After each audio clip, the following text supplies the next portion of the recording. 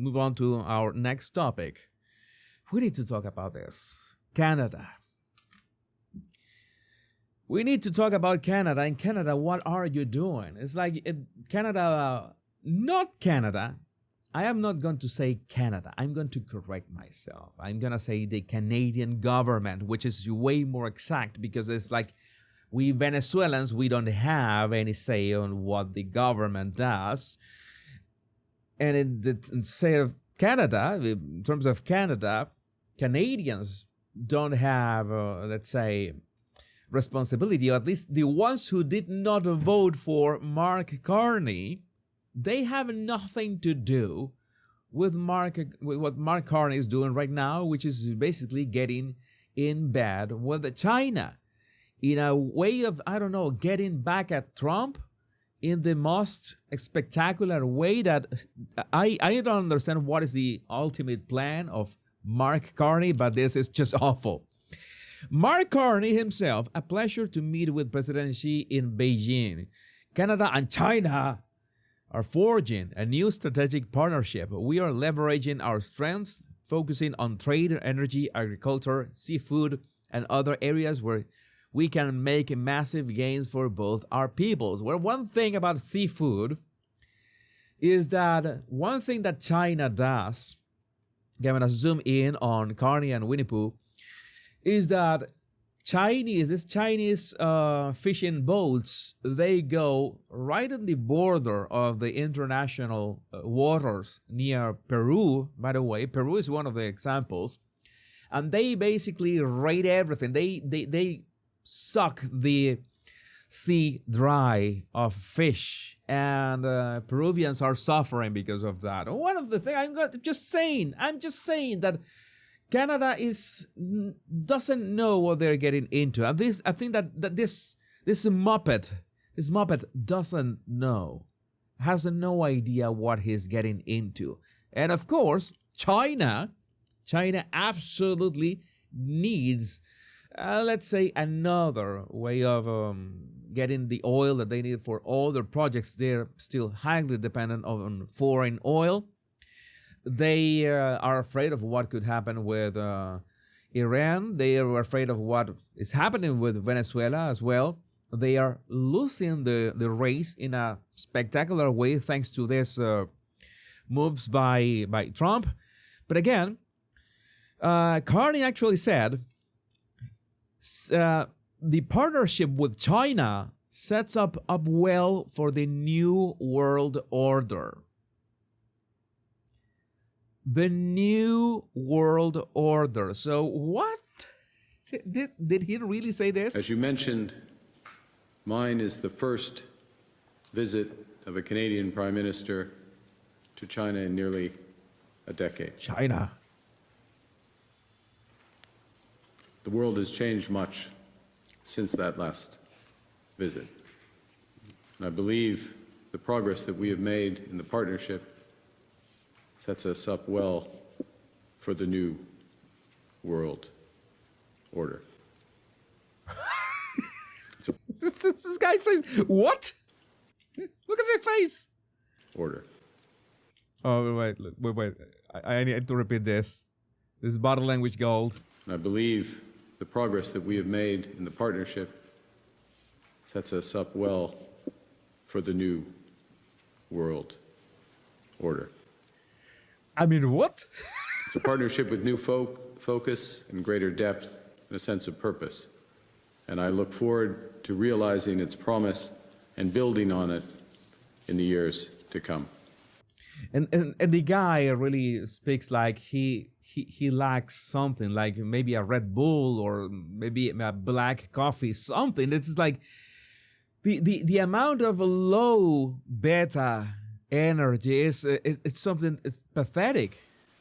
Partnership that leverages our strengths to create greater stability, security, sustainability, and prosperity for all our peoples. And I look forward to this working session to advance those objectives.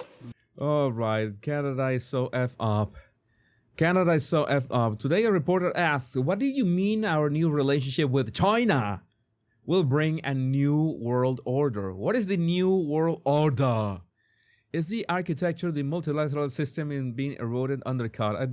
He's gonna go full Meghan Markle. He's gonna go full Meghan Markle, and let's watch this. Prime Minister Brian Platt with Bloomberg News. Yesterday, when you met with Premier Lee, one of the things you said in the public remarks was this partnership, Canada and China, this new partnership sets us up well for the new world order.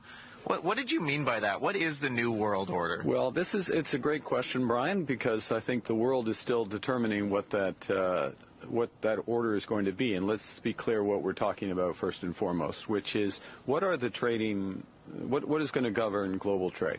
What is the role of the WTO going to be? How important are bilateral deals such as the one we're developing, plurilateral deals, if I can use that term, Trans-Pacific Partnership,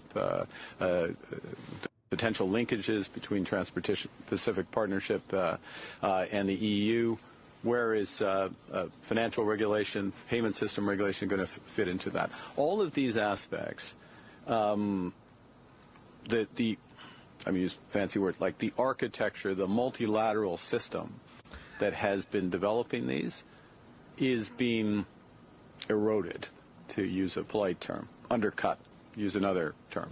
So the question is, what gets built in that place? How much of a patchwork is it? How much is it just on a bilateral basis? Or where do like-minded countries in certain areas? So like-minded countries, just to be clear, doesn't mean you agree on everything. Aspects, for example, on digital trade or agricultural trade, climate finance as another area, to move into areas of geostrategy, geosecurity. You will have different coalitions that are formed. So what this partnership does is in areas, for example, of clean energy, conventional energy, agriculture, as we were just talking about, and financial services, which we've talked less about, but the evolution of the global financial system, the role of the renminbi over time. Honestly, I want to. It's a bit late. I should be sleeping a bit more. I should be, I don't know, paying more attention. But I paying attention to what he's saying. But I understand every single word. I understand the structure of the sentences, but I can't make any sense of what he's saying. I mean, it's so dense, and I don't think I am dumb or anything, but I really don't get anything from what he's saying. It's like complete and absolute emptiness. Trump wants Canada. People are saying, why not trade? Let's trade Minnesota for Alberta. Canada gets Minnesota and the United States gets Alberta. Why not?